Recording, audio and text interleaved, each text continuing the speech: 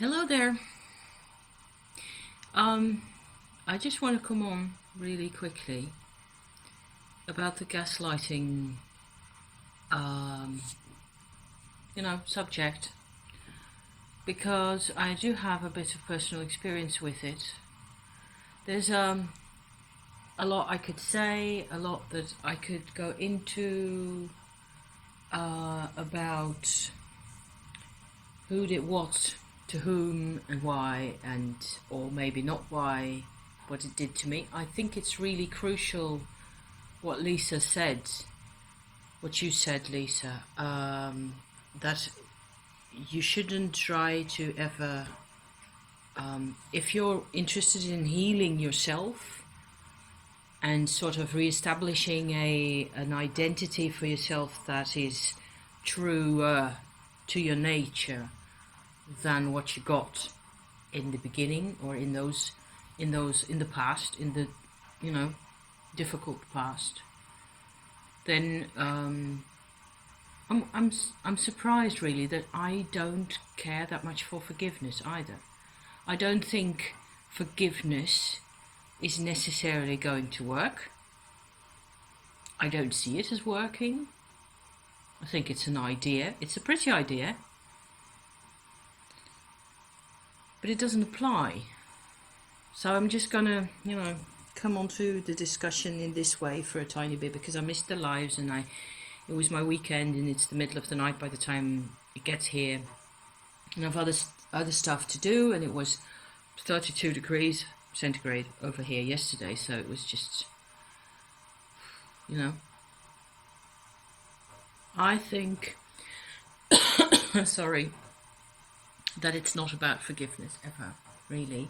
Only that it can be a stage in things for us that we, how we put some distance between the events and the people especially and ourselves. It's just another way of putting a bit of distance.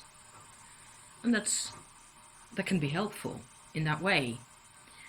But for myself, the fact that I want to understand always why, and I want not in order to something, in order to forgive or in order to help myself or whatever. I just have a need to understand how exactly, because it is, to me, always, it is all about human nature, and that's just a very complex thing.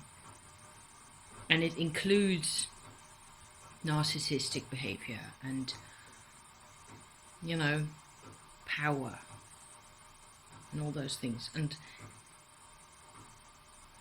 I was tempted when I was watching the first presentation of the subject to do something from the viewpoint of the narco, what I tend to call the narco, the narcissist.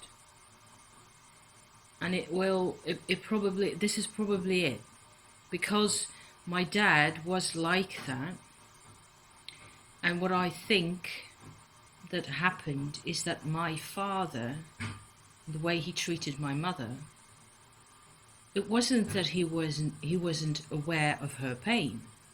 On the contrary. Just a minute. Yes, I had to make myself a pot of tea right there.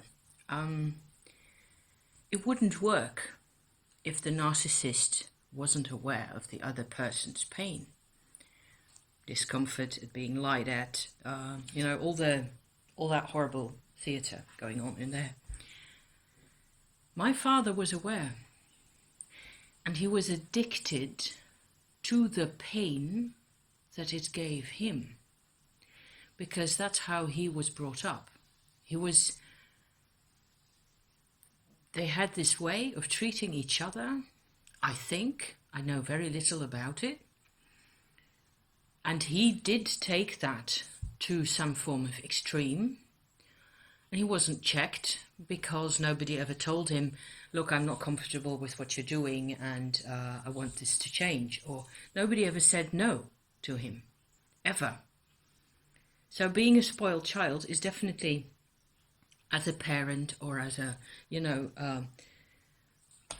generation backward in time, it definitely meant for him that he needed support and structure in a way that he was never getting it. That's one explanation that I have for his behavior. But it escalated, and because then afterwards, because of the combination of people, the fact that my mum really took seriously whatever he had to give or offer in that behavior, that just, she was forced as a child to listen to the man in the house. So she applied the same behavior to him. Wrong.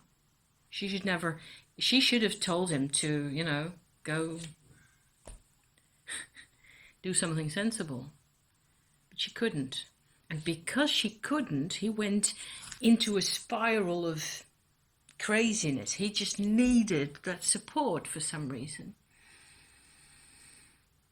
And then he got addicted to the sensational stimulus of seeing her in that situation.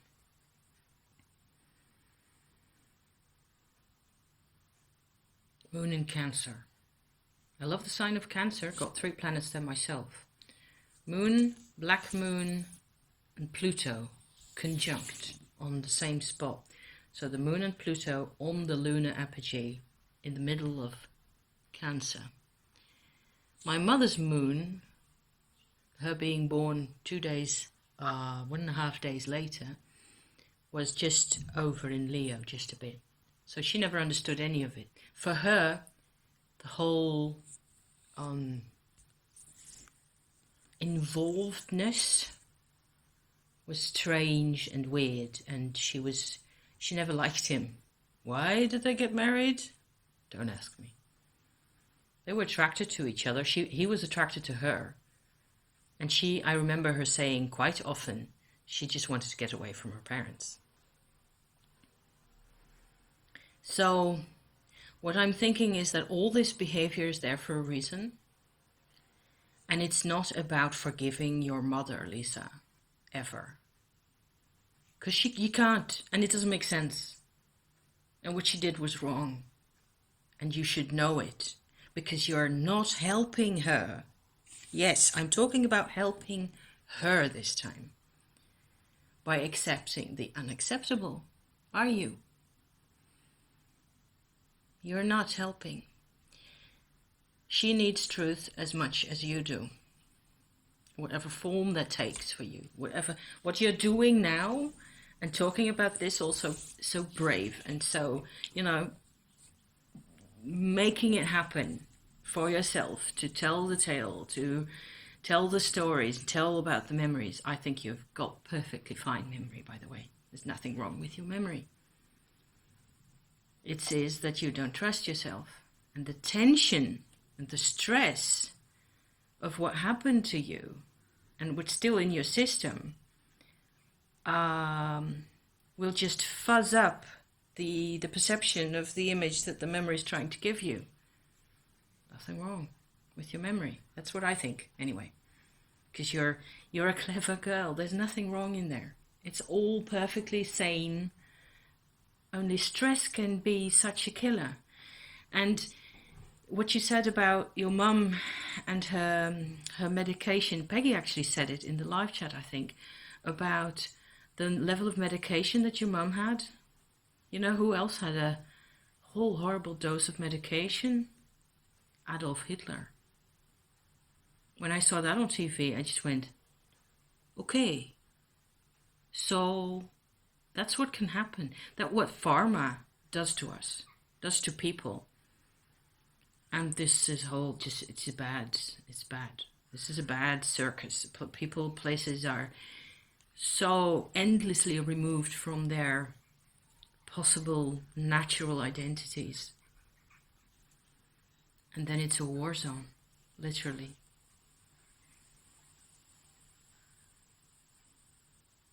And we create people who are dependent.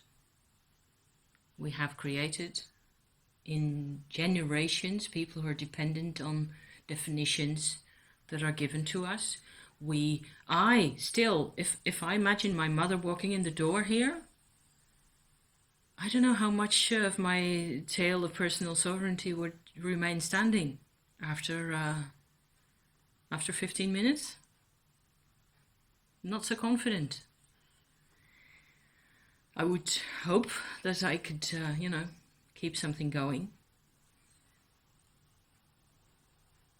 It was too easy for her to, she was stronger than I, so it was easy for her to win.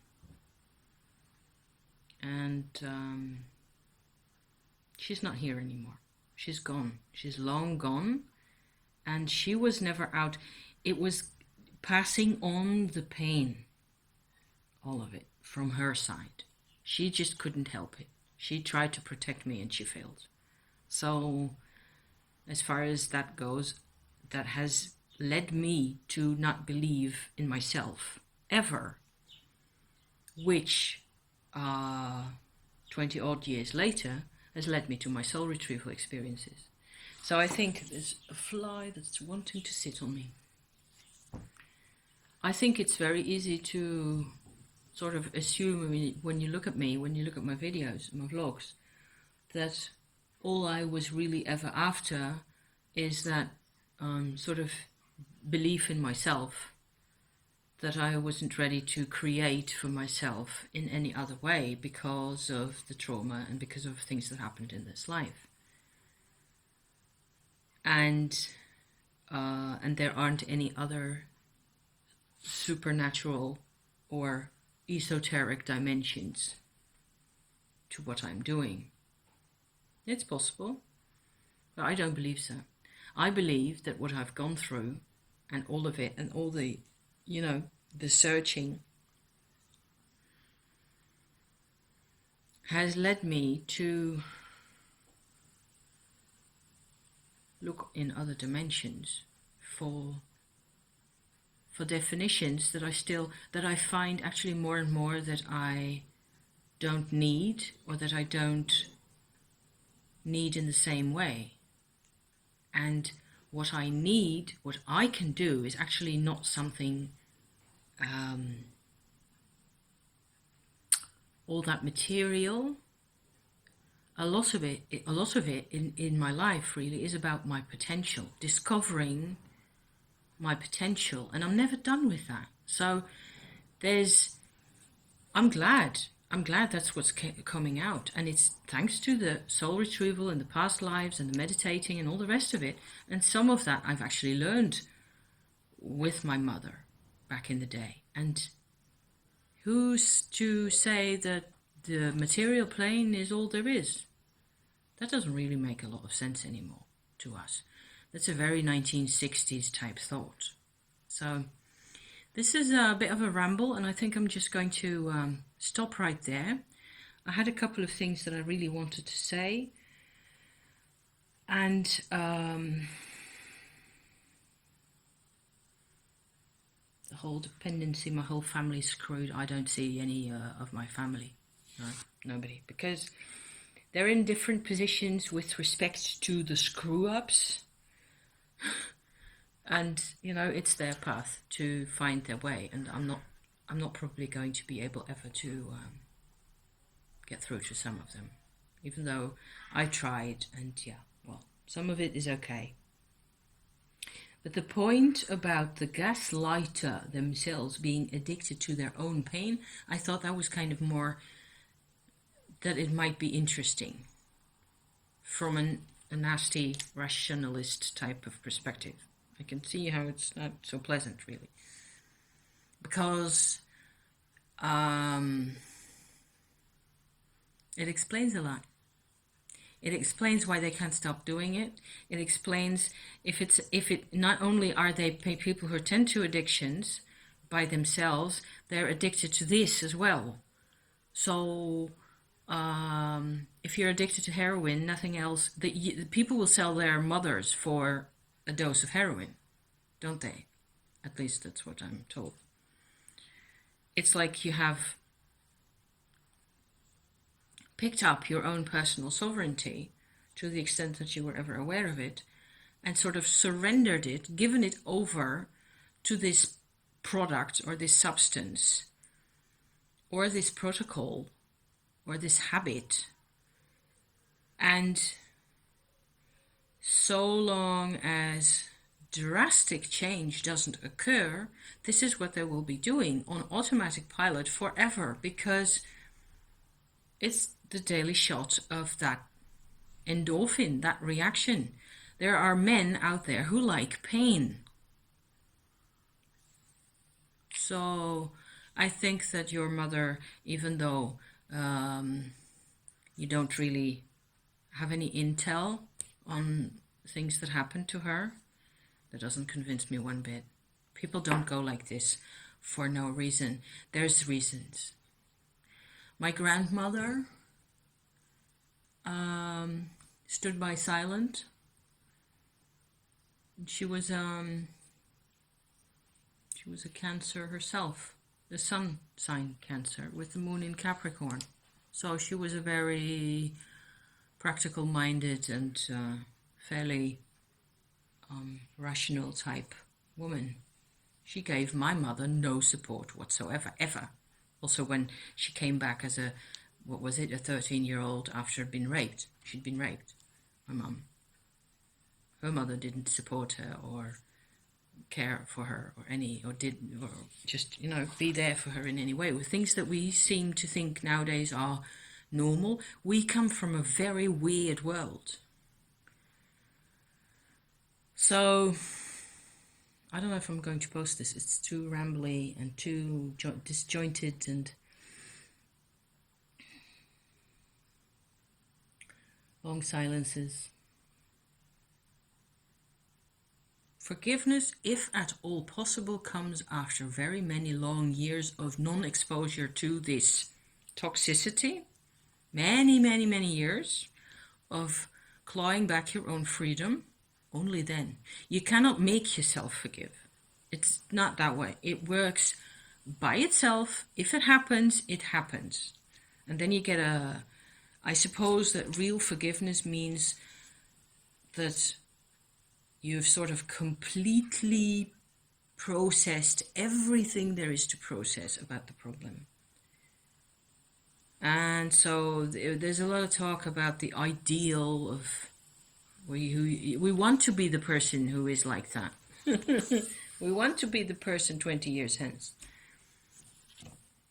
I'm not so interested. I'm interested more in knowing the truth, I guess. And something I definitely inherited from my mum, because she was always on about that. And my father would always go on about there not being any truth, and there is no truth. And he's inside me as well. So I kind of feel, I can kind of see where he's coming from. A lot of what he did was dishonest only if you picked it up in that way. That sounds very bad.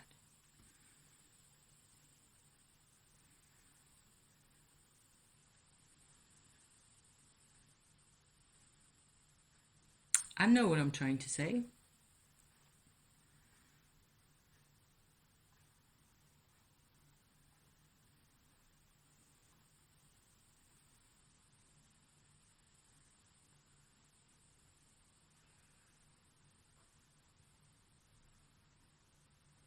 I have no explanation for people being assholes by themselves without provocation.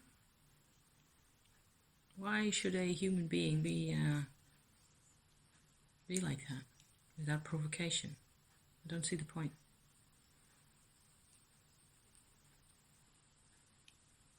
Yeah. Thank you for watching. See you soon.